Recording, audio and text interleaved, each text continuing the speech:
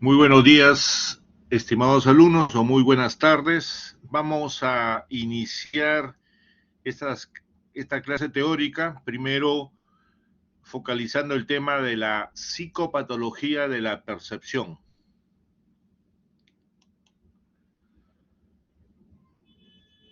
Cuando nos preguntamos qué es una percepción, lo que estamos tratando de decir que es la comprensión y la interpretación integral del objeto que es organizado a nivel del sistema nervioso a partir de múltiples datos. En relación a la psicopatología, puede haber trastornos cuantitativos y cualitativos. Si iniciamos con la sensoropercepción, o sea, la de tipo cuantitativo, podemos tener los dos extremos, la hiperpercepción y la hipopercepción. La hiperpercepción, en este caso, donde el individuo ve brillantemente los objetos del mundo externo, ¿no? Donde corresponde una mayor cantidad de captación de sensaciones, la gente evita ruidos porque los siente muy intensos, puede pedir disminuir la intensidad lumínica o aislarse de lugares abiertos.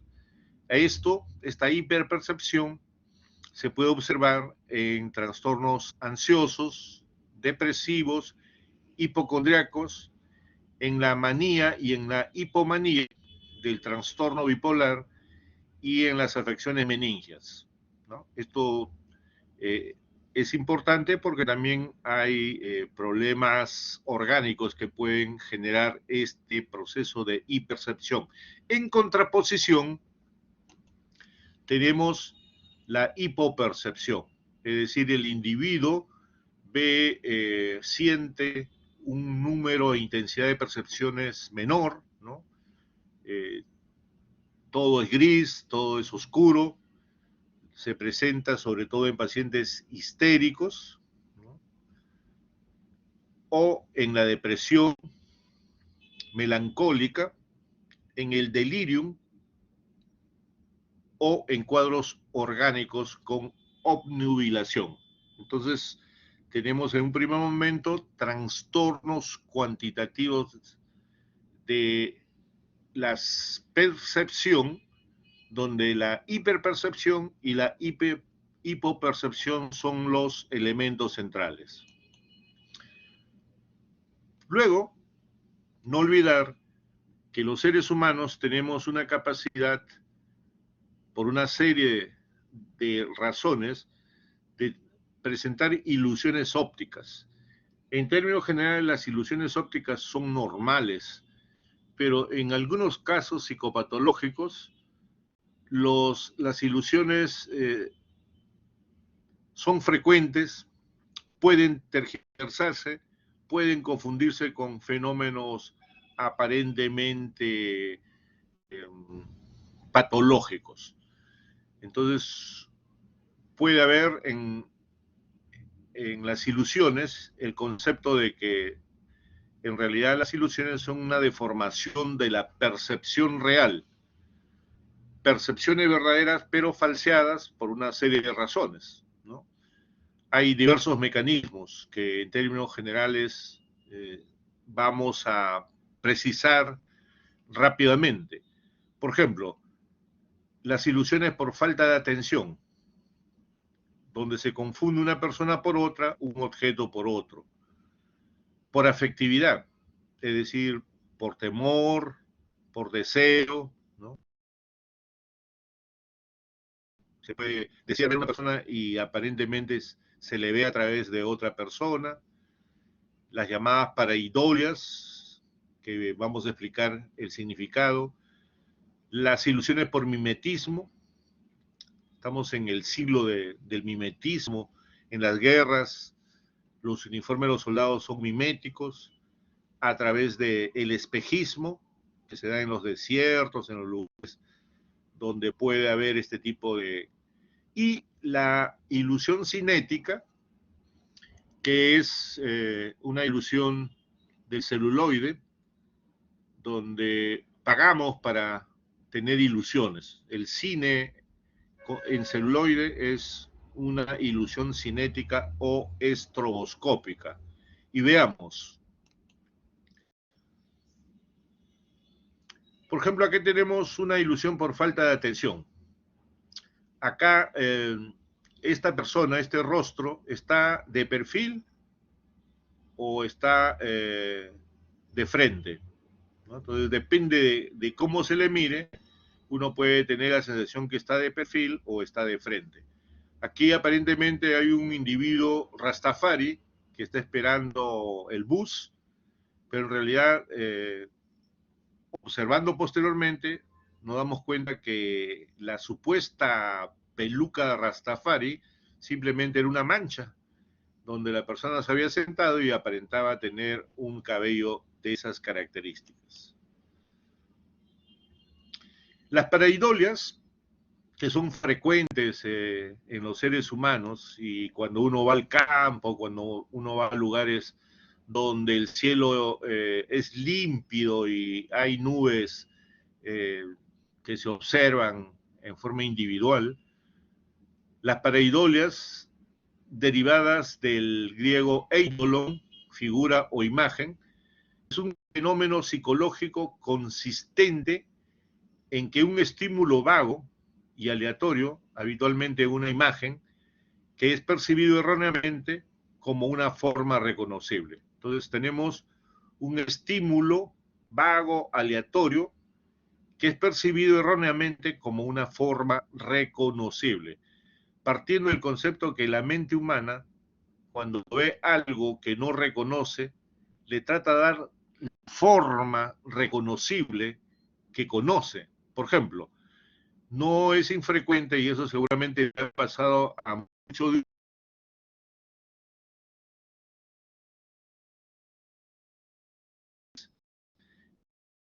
miramos que tienen formas específicas. Por ejemplo, aquí, en términos generales, aparenta ser un perro dentro de la nube.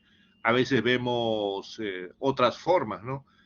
De repente pájaros o remolinos, etc. Lo mismo pasa, por ejemplo, en este tipo de baño, de lavabo. Aparentemente la estructura de este, digamos, lavabo, lavamanos, aparentemente pareciera una persona que está mirando, pero en realidad no es así. En estas piedras, en este grupo de piedras, pareciera que vemos el rostro de una persona. Y no olvidar que hace más de 10 años, cuando las primeras expediciones robóticas a Marte, ¿no? Trajeron una foto de Marte, y muchos cibernautas consideraban que esto era una cultura antigua que había vivido en Marte y que nos había dejado un mensaje a los seres humanos de que ellos habían estado ahí, porque consideran que esto era un rostro nítido de un ser extraterrestre. Entonces, en la segunda expedición que se ha hecho hace unos 8 años, esta zona fue fotografiada lo más cercanamente posible y se encontró que era una especie de monte Everest de Marte que medía 10.000 metros de altura. En realidad nada tenía que ver con un rostro, pero paraidólicamente nos ilusionamos. Y esto es frecuente en la ilusión óptica de los seres humanos.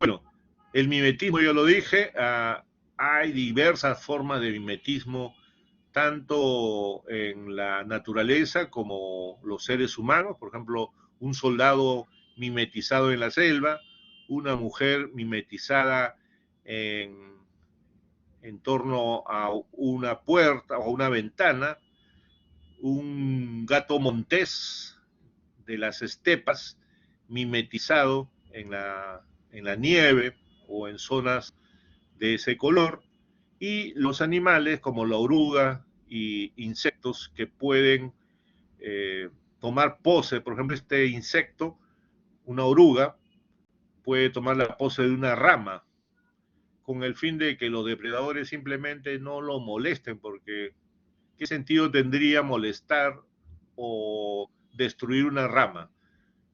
Pero es una oruga que se está defendiendo a través del mimetismo.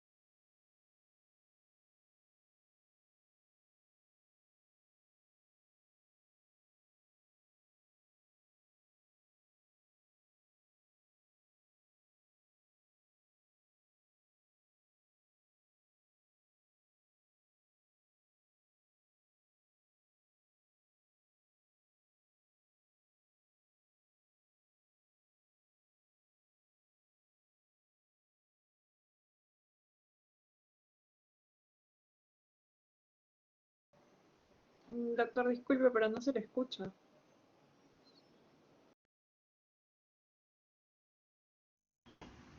Creo que el doctor tal está uniendo, estaba desconectado.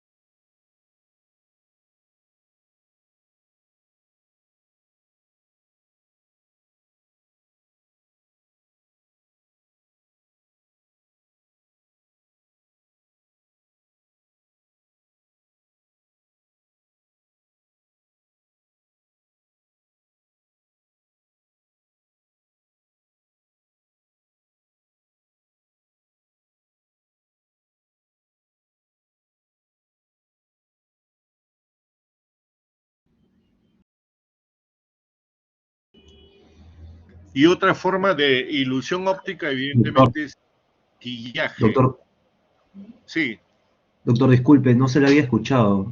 Le había ido el internet. no, Se no, quedó en. sí, pero estoy volviendo a la siguiente lámina, no, no me he pasado nada. Mira, Ah, no, del porque, mimetismo ajá, ahí se había estoy quedado. pasando a, ya, a una ilusión óptica muy frecuente en el siglo, bueno, en muchos siglos, que es el maquillaje usado por ahora por las mujeres, y en los últimos años también maquillaje que ya están usando hombres. Aquí tenemos una conocida nuestra, muy famosa, muy querida, Angelina Jolie, en vivo y en directo, sin nada de maquillaje, versus la Angelina Jolie que conocemos. Y lo mismo pasa con esta artista, que también es conocida.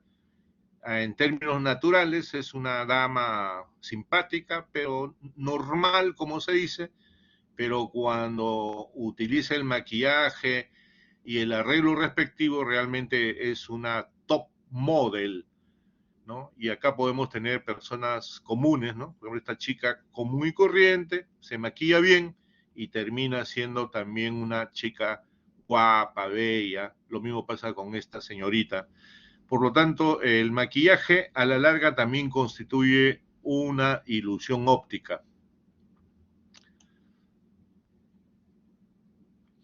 Con respecto a las alucinaciones, debemos tomar en cuenta que existen lo que se llama alucinaciones, pseudoalucinaciones y alucinosis.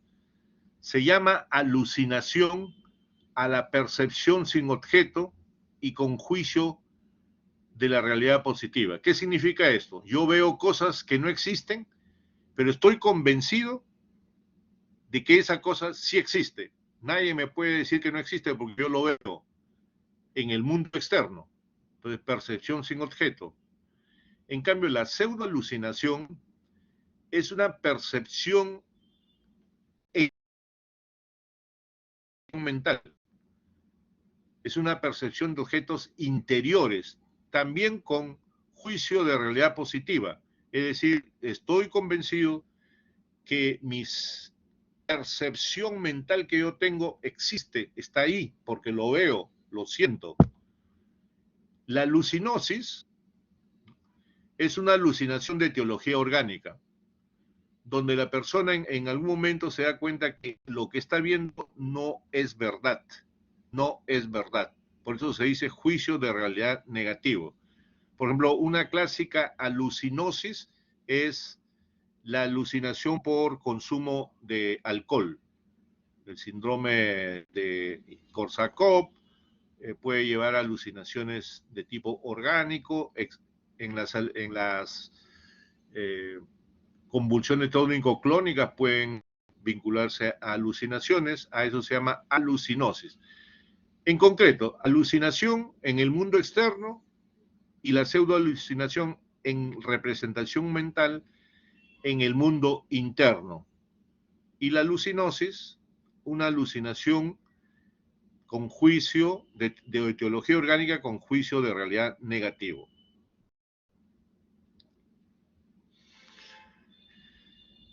En esquizofrenia, generalmente, y en la psicosis aguda, las alucinaciones, sobre todo auditivas, el 60% de las alucinaciones en esquizofrenia son auditivas, puede comenzar como prodromos o inicio de las alucinaciones, como simples ruidos, crujidos, zumbidos, trompetas, cantos, llantos, disparos, ecos, tumultos, etc. Luego, ¿no?, se desarrolla gradual y repentinamente el síntoma peculiar de escuchar voces. A veces son susurros, como si me concerniera a mí, ¿no? Un lenguaje secreto que se burla. A veces las voces son fuertes o son suprimidas, como si fueran producidas por un ventríloco o como si fuese el llamado de un teléfono, voces de niños, etcétera, etcétera. En ese contexto, ¿no?, puede haber alucinaciones en primera persona, en segunda persona y en tercera persona. Es frecuente en tercera persona las llamadas alucinaciones dialogantes. Hablan entre ellos y discuten, dialogan, comentan sobre mí. O sea, las voces, que pueden ser 2 o 3 voces, habla en tercera persona y dice, mira, ahí está. Sí, ¿quién está? Ese, pues. Ah, ese, ¿no? ¿Y cómo está? Y así, ¿no? Dialogan sobre la persona. En segunda persona, voces que increpan, dirigidas, ¿no?, hacia mí. Y también puede haber lo que se llama pensamientos sonoros. Mis pensamientos se vuelven voces como pensamientos sonoros, llamado eco del pensamiento. Eso es una alucinación en primera persona.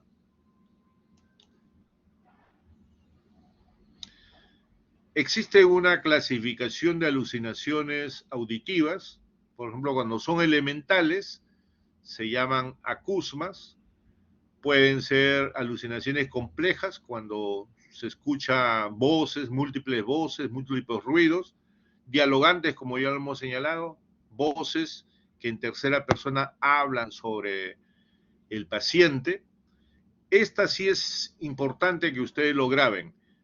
Imperativas o de comando. Normalmente las llamadas alucinaciones auditivas imperativas de comando tienen la característica de que la voz increpa, obliga imperativamente a la persona que mate o se mate, que mate o se suicide. Las voces, las alucinaciones imperativas de comando son problemas de emergencia médica para cualquier especialidad que lo descubra. Es decir, si ustedes están en emergencia, atienden a un paciente por bronquitis, pero descubren que tiene alucinaciones de comando, tienen que reportarlo, darle un tratamiento por lo menos en emergencia y luego reportarlo o derivarlo a un especialista. Ya hemos hablado del eco del pensamiento, que es mis pensamientos son como un eco, ¿no? Las teleológicas, alucinaciones de entes buenos. Los pacientes refieren que la Virgen María les habla, la abuelita que falleció les aconseja para que sean mucho mejor, etcétera, etcétera. Y existe algo peculiar que los sordos de nacimiento, cuando comienzan a presentar un trastorno psiquiátrico de este tipo, pueden por primera vez a los 16, 18, 19 años presentar ruidos como campanas, ruidos como pitos. A eso se llama pseudo alucinación. Pseudo alucinación. Es decir, un sordo que nunca escuchó comienza a escuchar cosas que realmente lo desesperan. A eso se llama pseudo alucinación.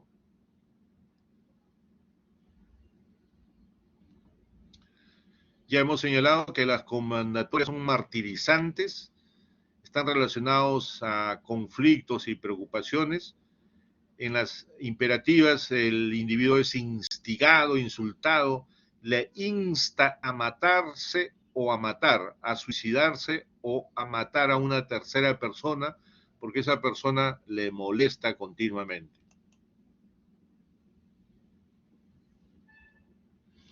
Hay otras formas de alucinaciones auditivas, ¿no?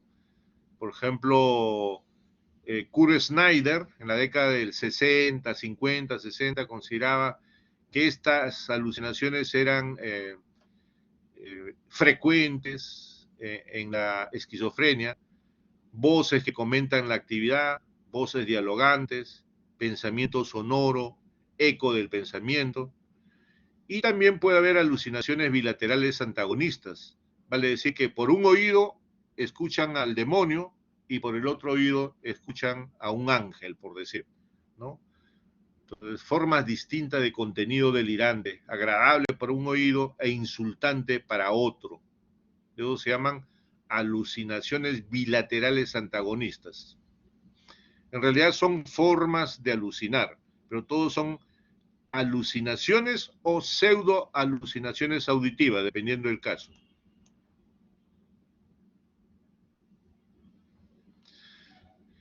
En relación a las alucinaciones visuales, cuando son elementales, como focos de luz, tintileo de luz, se llaman fotopsias.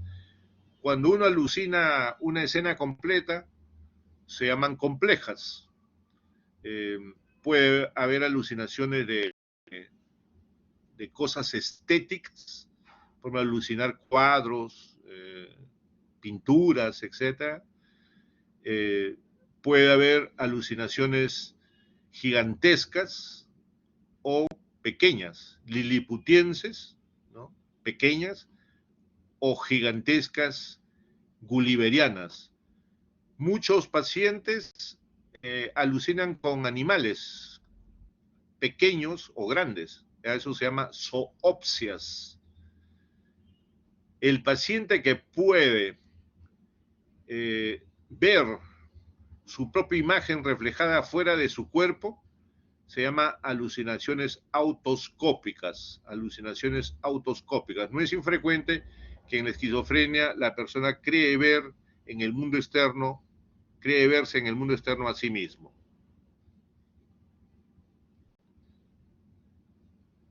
Bueno, aquí tenemos el concepto de micropsia y macropsia, ¿no?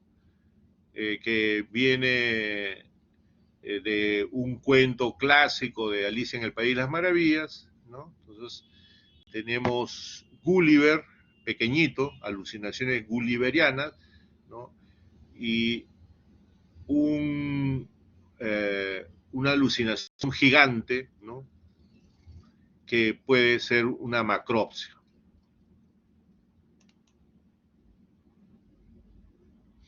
Puede haber lo que se llama alucinaciones senestésicas y sinestésicas.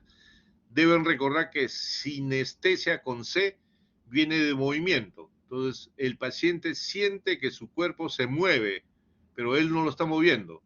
Ellos son sinestésicas. Y las alucinaciones de interno se llaman senestésicas, de vísceras, de genitales, ¿no?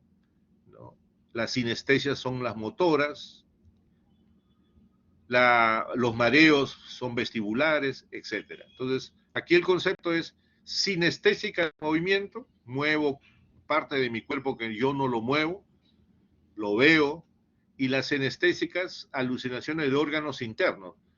Veo que mi estómago está lleno de insectos, veo o siento que mi corazón no late, no tengo corazón, en mi cerebro hay insectos, etcétera, etcétera. También tenemos las alucinaciones gustativas, olfativas y táctiles, ¿no? Generalmente, tanto las gustativas como las olfativas, sabores extraños, olor a gases, ¿no? Genitales, dolores intensos que puede tener la persona en los genitales, ya sea con cópula o sin cópula. Se considera que, por ejemplo, hay alucinaciones activas, donde el paciente toca o siente algo, y pasiva, ¿no? Cuando siente. Entonces, en drogas también hay lo que se llama alucinaciones táctiles activas.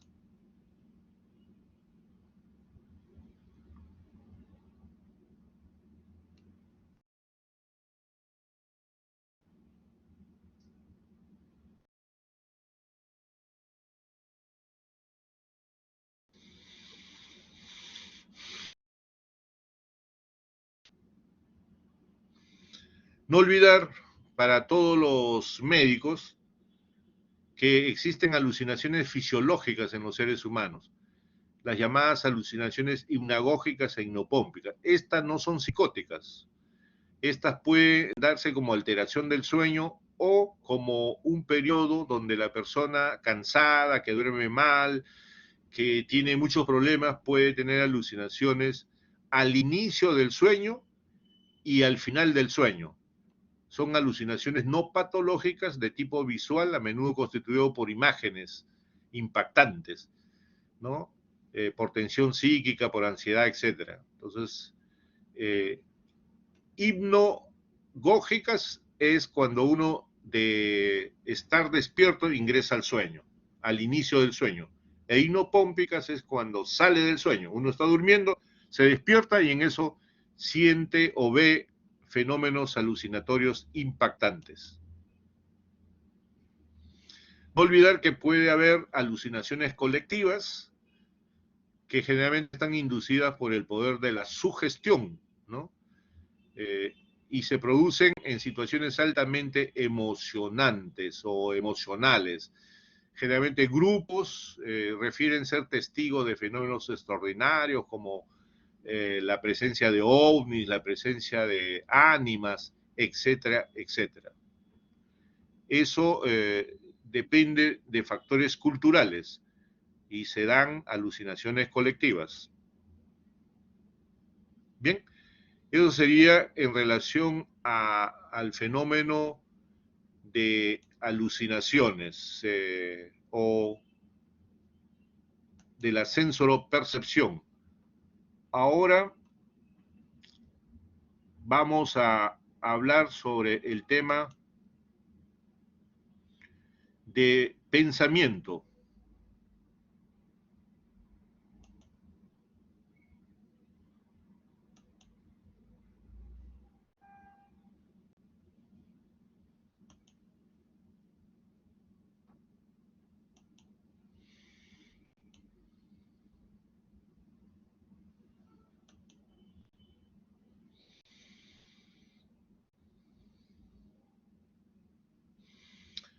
Bien, en relación a la psicopatología del pensamiento,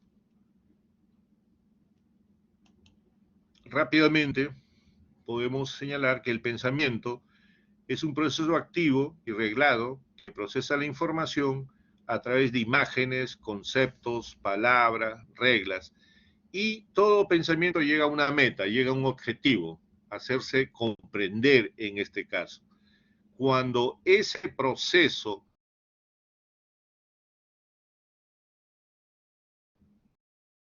del pensamiento se tergiversa de psicopatología del pensamiento. Entonces vamos a trabajar básicamente con ideas obsesivas y delirios. Una idea obsesiva, ¿no? Principalmente la obsesión es una cognición, una imagen, un impulso mental intruso, es decir, que no pertenece a mi pensamiento, es intruso, viene de afuera, parasitarios, repetitivos, que me hace sufrir, que me genera sentimientos encontrados, a eso se llama ego distónico. El individuo reconoce como propias esos pensamientos intrusos y tiene cierto grado de conciencia de enfermedad. Cuando el paciente que tiene obsesiones no tiene conciencia de enfermedad y cree que las obsesiones son normales o parte de su personalidad, generalmente estamos hablando de fenómenos obsesivoides de tipo psicótico. En la esquizofrenia se ve frecuentemente. En cambio, el paciente obsesivo de tipo neurótico, como se dijo en la literatura, tiene cierto grado de conciencia de enfermedad. Estos pensamientos tienen contenido negativo, genera una lucha interna o resistencia al fenómeno que genera una marcada ansiedad. Definitivamente todos los pacientes obsesivos, dependiendo del grado, generan disfunción en el hogar, porque el obsesivo principalmente se desenvuelve en el hogar. O sea, entra al baño, puede estar 2, 3 horas porque una opción de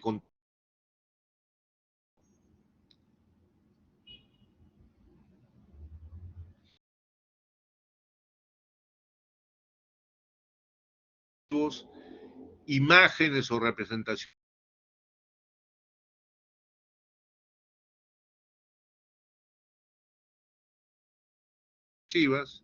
temores obsesivos, ideas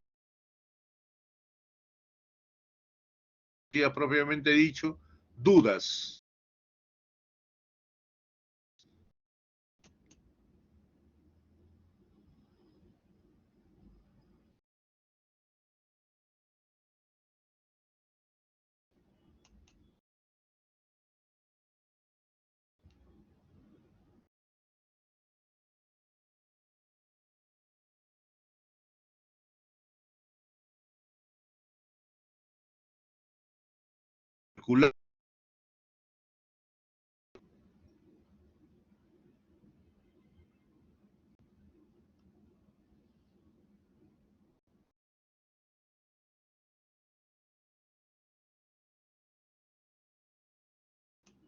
Doctor, no se le escucha muy bien su audio.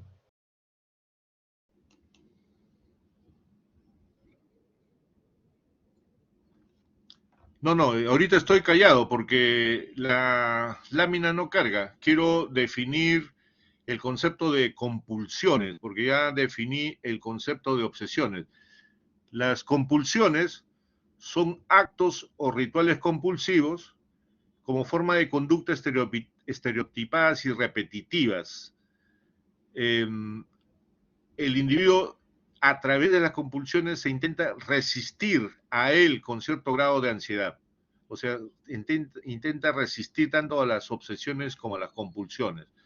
Entonces, algunos pensamientos pueden actuar como compulsiones para generar un contraste. Solo de un 20 a 30% padecen de obsesiones puras sin compulsiones. Pero, por ejemplo, un paciente que tiene ideas obsesivas de contaminación, su compulsión es la limpieza, el lavado. Entonces, piensa que está contaminado y luego se lava frecuentemente la mano. Obsesión y compulsión. Un 20 al 30% de los pacientes pueden tener obsesiones puras sin compulsiones. Esto es importante.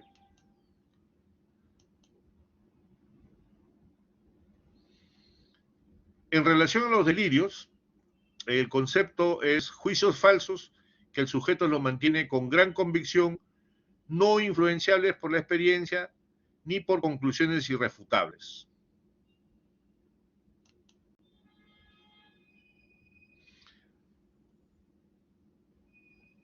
Puede haber distintos tipos de delirios. El delirio de ser controlado por otras fuerzas exteriores, como por ejemplo entes, demonios, etc. El delirio de celos o celotipia, bueno, es frecuente en los pacientes esquizofrénicos o paranoides, los celos y la celotipia. El delirio somático, ¿no? Parte del cuerpo no funciona bien. El delirio de grandeza, la persona se cree capaz de saber 10 idiomas, que tiene mucho dinero. Delirio de referencia, la persona está convencido que la gente habla, que la gente murmura y está en contra de él. Y el delirio de pobreza o ruina de la configuración, que significa que la persona se siente totalmente abandonada socialmente a pesar que no lo es. Entonces, puede haber también delirios extravagantes, extraños, ¿no? El delirio de persecución, que es frecuente en los delirios paranoides, ¿no? El delirio de Socias o de Capgras, que significa que una persona, yo veo a mi hermana, pero estoy con la convicción absoluta que en realidad se parece físicamente a mi hermana, pero alguien la ha sustituido, está sustituida. Y el delirio erotomaniaco, donde una persona de mayor rango está enamorada de ella en forma oculta. ¿Qué significa? Que las personas tienen la convicción de que artistas, personas famosas, están enamorados ocultamente de la persona, no se lo dicen porque son hombres o mujeres públicas, pero él sabe que esa persona lo ama. Eso se llama delirio erotomaniaco. Entonces tenemos el concepto de delirio de persecución, donde hay un perseguidor, ¿no?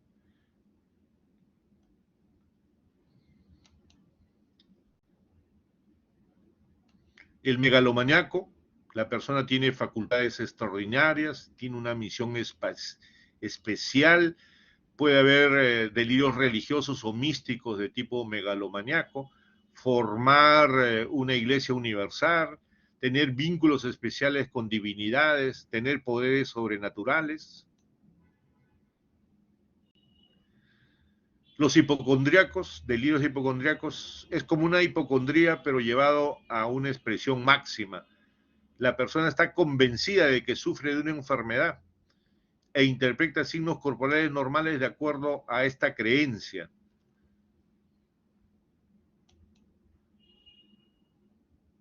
La dismorfofobia.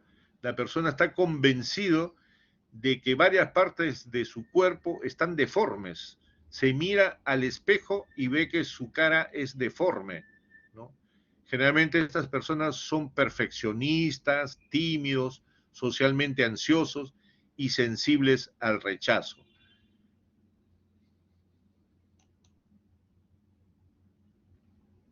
Desde el punto de vista de la estructura o del curso formal, el bloqueo de pensamiento, que es la interrupción brusca de duración variable del flujo de ideas. Entonces, se bloquea la persona, está hablando y hay una interrupción brusca y se queda callado. Eso se llama bloqueo de pensamiento. Disgregación, pérdida del concepto meta del pensamiento. Generalmente la persona entra en incoherencia. Cuando esta disgregación es leve, recién comienza, se llama laxitud de pensamiento. Entonces, pensamiento laxo es una forma inicial de disgregación, de pérdida del concepto meta, vale decir que no llega a la finalidad de lo que está comunicando. Para respuesta, el paciente se le pregunta, dígame, ¿usted es de Chiclayo? Y da una respuesta, bueno, yo he estudiado tal cosa. Neologismos. Los pacientes esquizofrénicos o psicóticos crean palabras extrañas que para ellos tiene significado, pero para los demás puede ser algo extraño, ¿no? A eso se llama neologismos.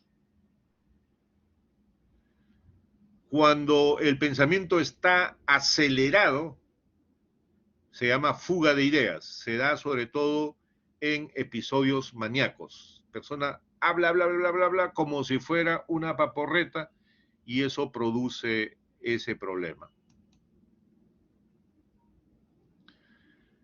También hay aumento de la velocidad del pensamiento que se llama taquipsiquia y cuando el pensamiento está lento, habla en cámara lenta, como se dice, se llama bradisiquia. Puede darse en la depresión o en otras formas orgánicos cerebrales.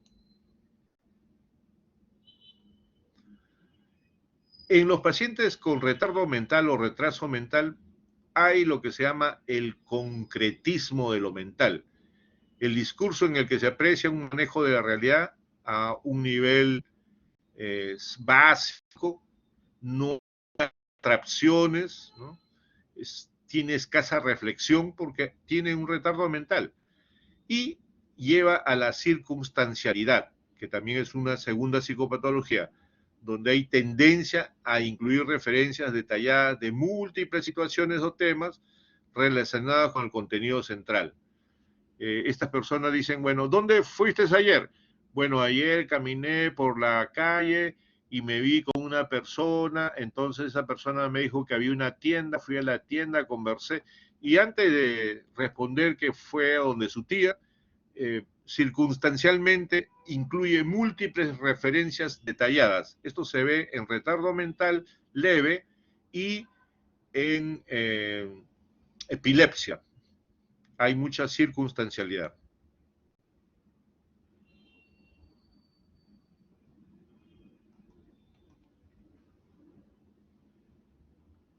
Bien, esto sería el segundo capítulo. Lo otro es una repetición de la psicopatología y la inteligencia. Vamos a cargarlo con otro módulo. Entonces, quiero que tomen nota que de esta presentación, la primera es la que vale para los estudios.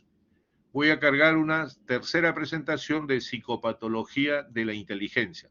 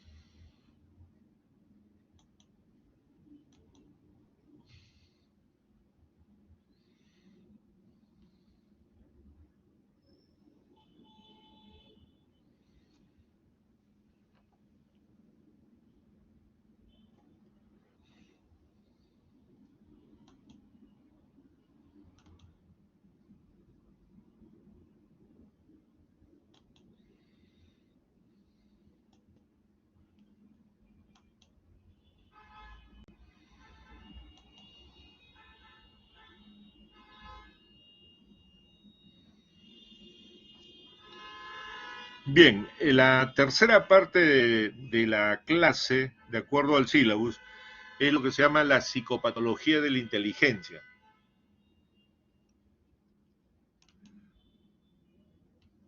La definición general de la inteligencia es que es una función representativa de la verdadera esencia del hombre.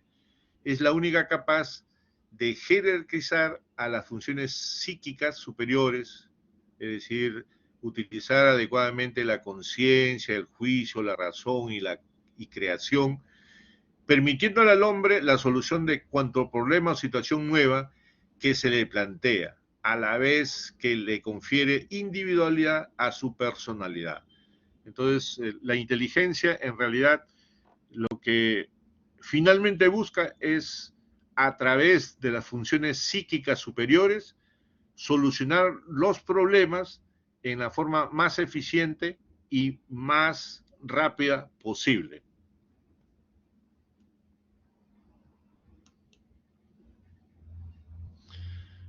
Involucra tres capacidades que rigen la vida psíquica: la comprensión, la crítica y la creación. La comprensión, la crítica y la creación. Aunque hay algunos autores que consideran que la creación es un mecanismo paralelo a la inteligencia que tiene otras formas de expresión, pero en términos generales, la comprensión de los hechos, de la realidad, la crítica, es decir, el análisis de la realidad, y la creación son parte de la vida psíquica de la inteligencia. La comprensión permite la adquisición de los conocimientos, ya que antes de ser asimilados deben ser comprendidos. Si ustedes están haciendo el esfuerzo de comprenderme y yo estoy haciendo el esfuerzo de dictar una clase larga, pero en pocos, digamos, conceptos claros, entonces estamos tratando de comprendernos. Es el primer paso hacia la correcta elaboración intelectual. Entonces, no puede haber elaboración intelectual si no hay comprensión de lo que uno está analizando. El juicio o la crítica, que es el segundo elemento, actúa relacionando, identificando, comparando y valorando lo que permite aceptar o rechazar cada uno de los conocimientos que son sometidos a su revisión y llegar a una conclusión cabal entre los diversos conceptos. Entonces, yo tengo un juicio crítico o una crítica de lo que he analizado y aprendido, comparando, valorando, rechazando, ¿no?, determinados conocimientos que han sido sometidos a la revisión, ¿no? Entonces, cuando yo hago una revista de revista, analizo un problema de la especialidad, consigo 10, 15 fuentes y comienzo a dialogar, a criticar determinadas fuentes en relación a otras, y evidentemente estoy comparando, valorando, revisando para tener una conclusión cabal de los diversos conceptos.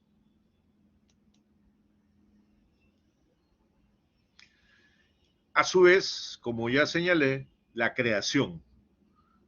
Puede crear la persona nuevos conceptos mediante el manejo de los conocimientos que crea el acervo intelectual personal.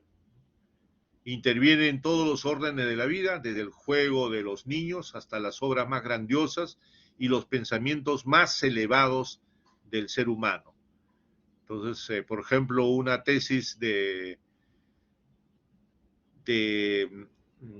finalización de la carrera, que sería equivalente pues a una tesis de primero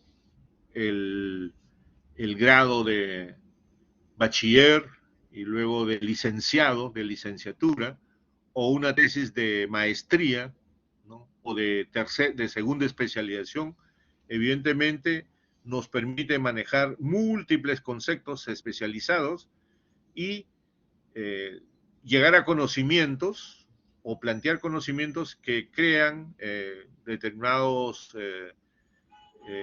conceptos que fortalecen la ciencia y el acero intelectual de la persona.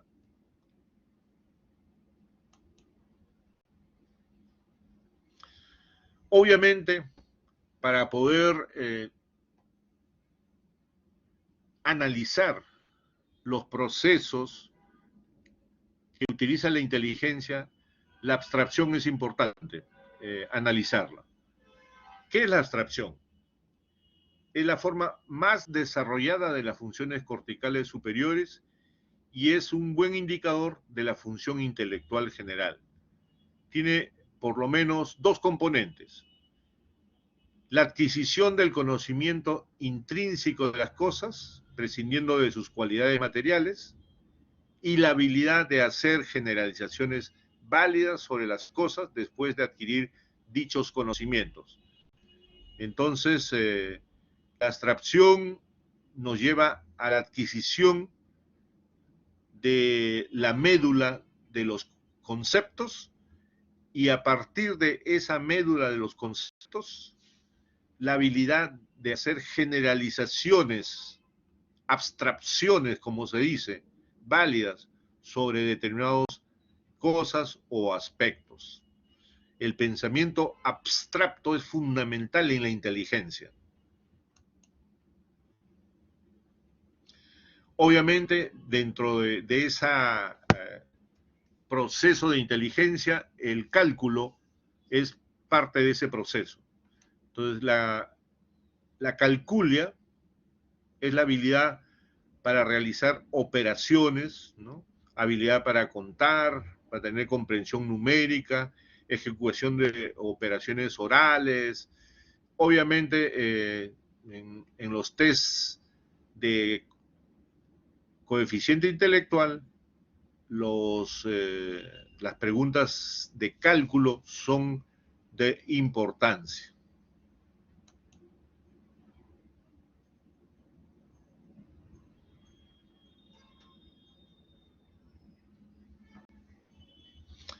Vamos a seguir con la exploración de la abstracción. ¿Cómo sé si una persona tiene capacidad de abstracción? En el examen clínico les hago a los pacientes pruebas de semejanza, pruebas de diferencia,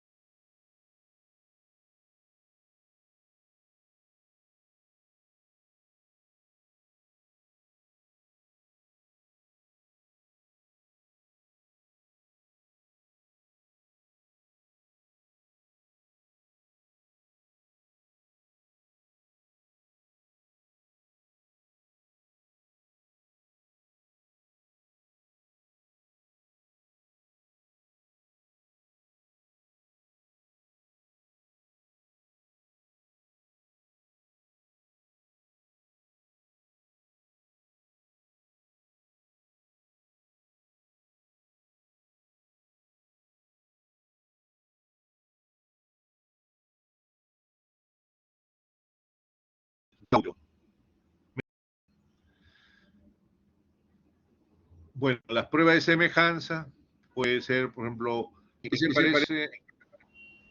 Ya, no, pero ahorita me están escuchando. Ahorita sí, doctor. Ya. Sí, no, hubo unos segundos que tuve pérdida del sistema. Las pruebas de semejanza, ¿en qué se parece una naranja a una manzana? Que son frutas. Diferencias, ¿no? Por ejemplo, ¿cuál es la diferencia entre un hombre y una mujer? O entre un auto y una bicicleta, ¿no? Y los refranes, que pues hay cientos de refranes en el idioma español. Generalmente se tiene que plantearle refranes que sean sencillos y que se ajusten también al nivel cultural del paciente, porque si ustedes le van a poner un refrán muy cargado, que necesita mucha abstracción y conocimientos, evidentemente puede traer problemas.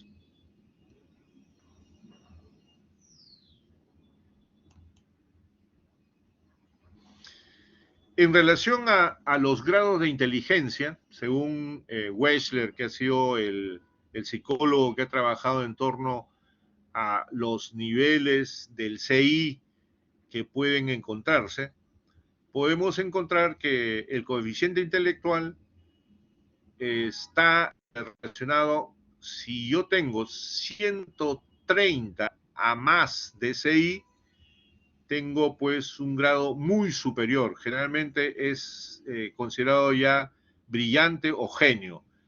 Einstein tenía un CI cercano a 160, 162. De 120 a 129 es superior. De 110 a 119, normal alto. Se presupone que la mayoría de estudiantes universitarios que han ingresado a las carreras más competitivas como medicina, ingeniería, deben estar en este nivel, de 110 a 119 la mayoría. Es probable que muchos de ellos nivel superior, muy superior, pero generalmente esas personas se les observa a través de que tienen pues una actividad intelectual donde hacen sus carreras muy rápido. Por ejemplo, hay ejemplos de niños o adolescentes de 12 años que han hecho la carrera de medicina en 3 años. Han hecho maestría y doctorado en 2 años y así por el estilo.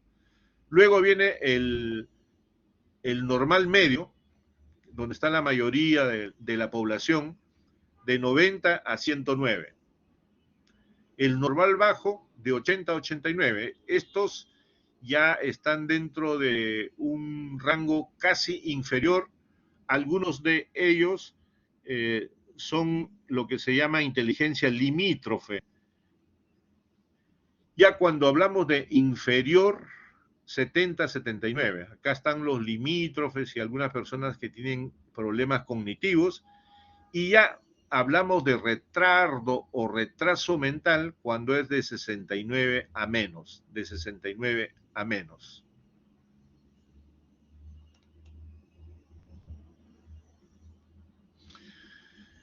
Deben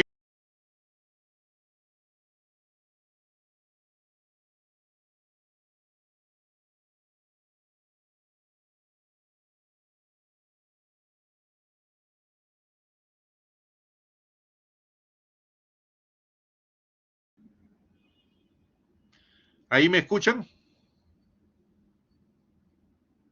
Sí, doctor. Sí, doctor, sí se lo escucha. Ya, debe saberse que existe lo que se llama el síndrome del sabio prodigioso en español, o se conoce como el síndrome de Savant o savantismo. Es un conjunto de síntomas cognitivos anómalos, siendo la traducción literal sabedores, sapientes. Las habilidades más usuales de los avances se centran en 4 categorías principales. O sea, son virtuosos, más allá de, ¿no? En el arte, gente como Chopin, que son virtuosos en la música, en la pintura, en la escultura, ¿no? Grandes intérpretes musicales del piano, pintores, escultores. En el cálculo matemático, capacidad para la realización de complejos cálculos matemáticos mentalmente, de forma instantánea y con absoluta precisión, habilidades mecánicas y espaciales, capacidad para medir distancias casi exactas sin la ayuda de instrumentos, construcción de detalladas maquetas, memorización de mapas, de direcciones, aprendizaje de múltiples idiomas, ¿no? Un savant prodigioso es aquel cuyo nivel de habilidad le permite ser clasificado como prodigio o talento excepcional, incluso en ausencia de una discapacidad cognitiva.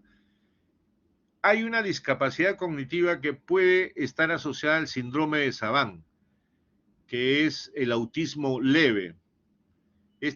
Algunos individuos con autismo leve pueden tener asociado el síndrome de Savant.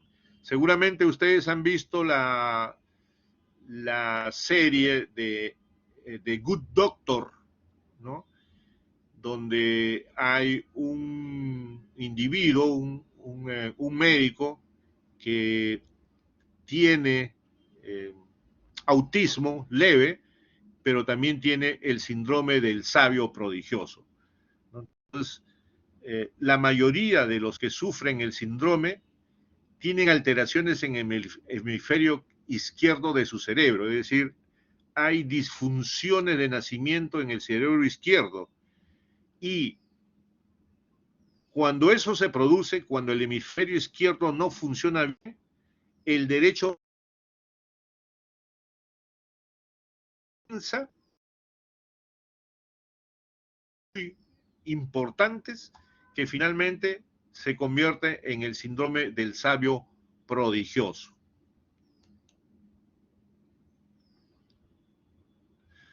No olvidar pues que Mozart fue un niño prodigioso, ¿no? Él a la edad de 3 años tocaba el clavicordio, ¿no? Y según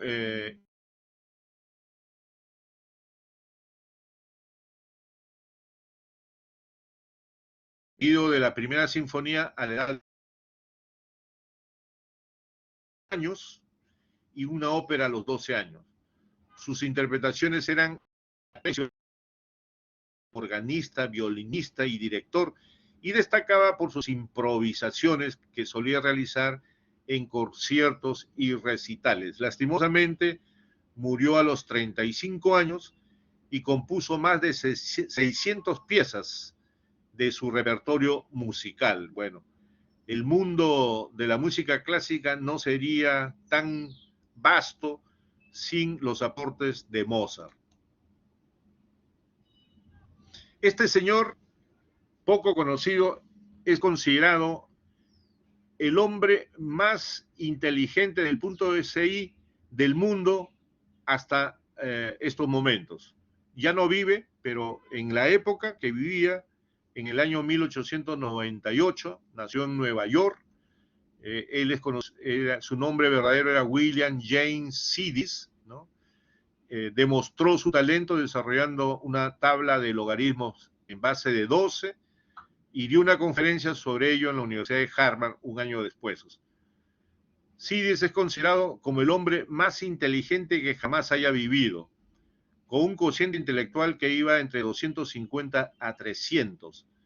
Después de los 2 años de nacido, Sidis había aprendido a leer y a los 8 años de edad llegó a hablar fluido hasta 8 idiomas y escribió 4 obras originales a la edad de 7 años. Su carrera académica no fue menos impresionante. Hizo la primaria en unas pocas semanas, escribió varios libros siendo un niño, estudió en el MIT, en el Instituto de Massachusetts, y a los 11 años ya acudía a la prestigiosa Universidad de Harvard. A los 16 años se graduó como doctor en medicina. Bueno, él falleció a los 46 años y terminó su 7ª carrera cuando falleció. Es decir, esta persona era una mente brillante, pero aparentemente no fue un genio. O sea, era una persona con una inteligencia superior, pero no fue genio, porque él no revolucionó áreas del conocimiento, pero evidentemente es importante señalar pues de que ha existido este tipo de persona.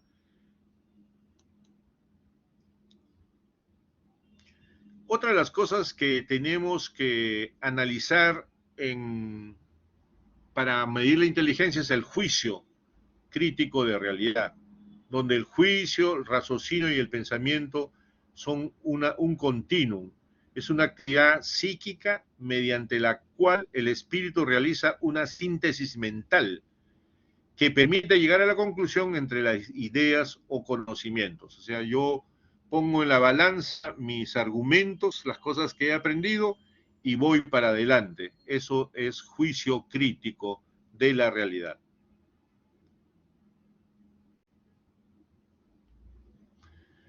Hay etapas en esta elaboración del juicio.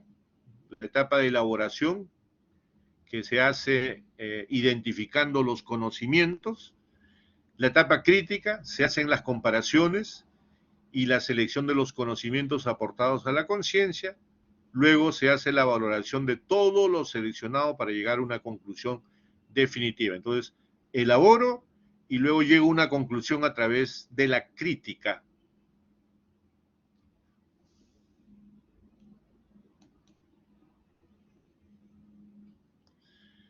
Para tener un juicio crítico adecuado, los elementos indispensables son la madurez mental, un coeficiente intelectual normal, un control de los impulsos, debe haber un autocontrol adecuado, ¿no?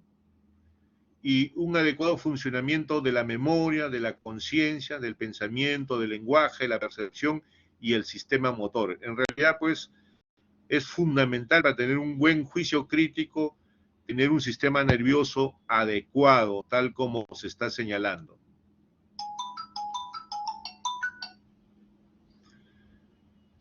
La evaluación del juicio se realiza por medio de entrevista.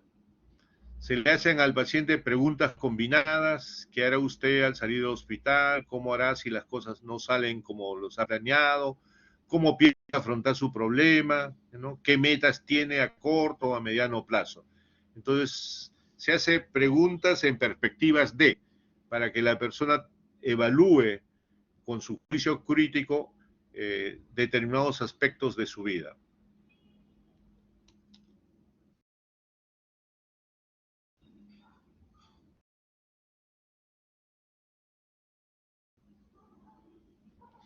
En este análisis de los trastornos cuantitativos del juicio,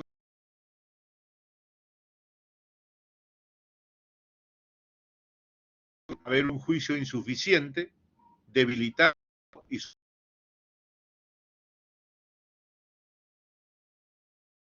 que pueda haber tenido una forma de retraso mental, tiene un juicio insuficiente. Un juicio debilitado es disminución o deficiencia con respecto a la capacidad anterior. Por ejemplo, la enfermedad de Alzheimer, la esquizofrenia, genera juicios críticos de realidad debilitados. Y el juicio suspendido ya es un problema neurológico. Se suspende el juicio por dificultad o impedimento de la conciencia, donde hay obnubilación, confusión mental, o puede llegar incluso a estado de coma. En esa condición estamos hablando que es un juicio suspendido. Entonces tenemos juicio insuficiente, debilitado y suspendido.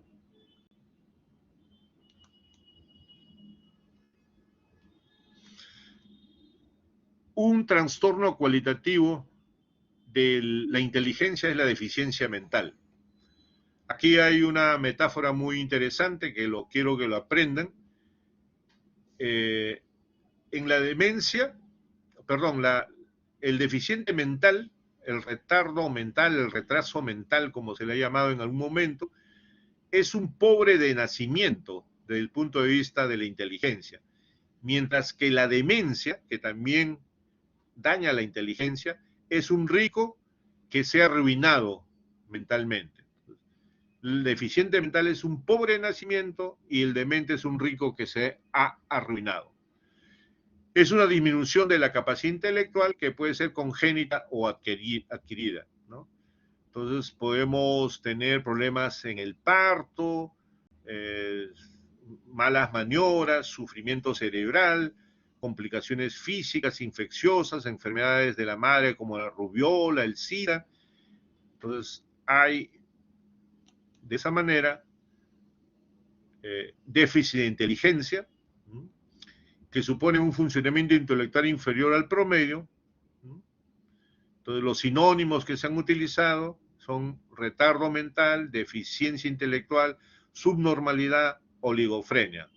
Es un síndrome cuya característica principal es la carencia o ausencia del desarrollo de la capacidad intelectual en general.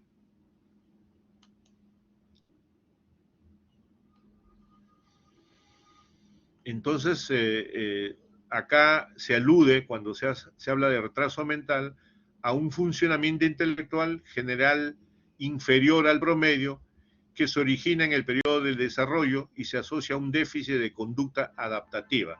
Esta es la definición de la Asociación Americana de Deficiencias Mentales. Los sinónimos que se han usado son la oligofrenia, la deficiencia intelectual, la subnormalidad, ¿no?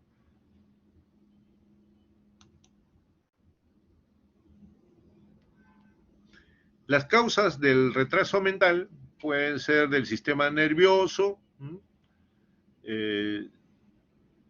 pueden ser hereditarios durante la gestación, accidente durante el parto.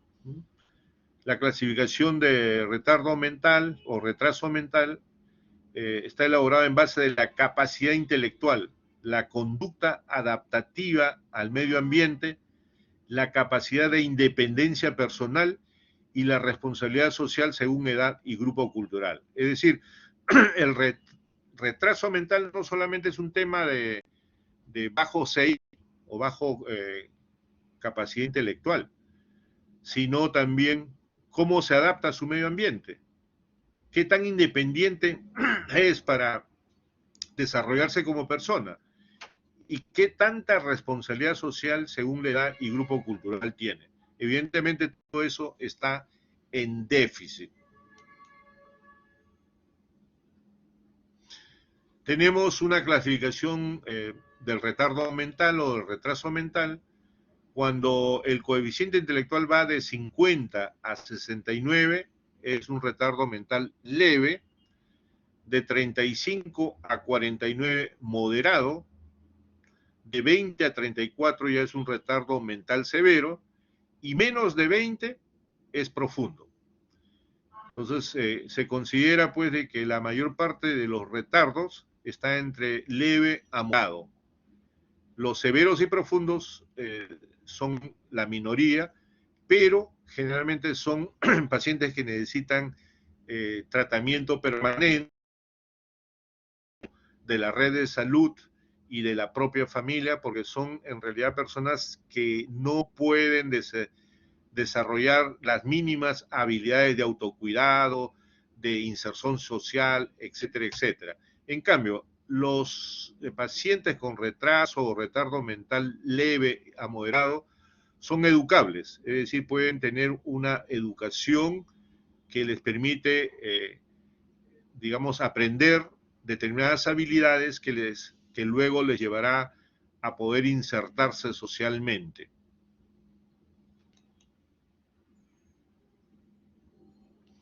Entonces, el débil mental presenta una pobreza de representaciones, de juicios, de conceptos y razonamientos. Es pobre, nació pobre, como dice ese dicho.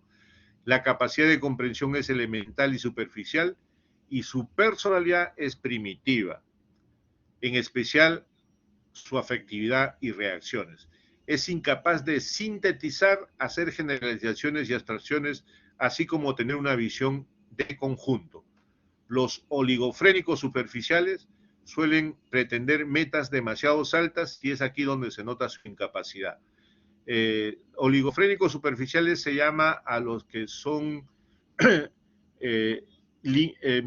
CI limítrofes, que están cercanos al retraso mental leve. Son jóvenes que cuando se les pregunta qué quieren ser, por ejemplo, yo tenía un paciente que le preguntaba ¿qué quiere ser? Y él decía quiero ser astronauta. En realidad es un chico que a la justa pasó la escuela secundaria pero él tenía la creencia que podía ser astronauta o quería ser astrofísico. Entonces, suelen pretender metas demasiado altas y es ahí donde se nota su incapacidad. Hay una poca correlación entre la forma y el contenido. Muy bien, y eso sería todo. Estamos en el horario correcto. Muy buenas tardes, estimados alumnos, y continuamos con nuestro curso. Gracias. Muchas gracias, doctor.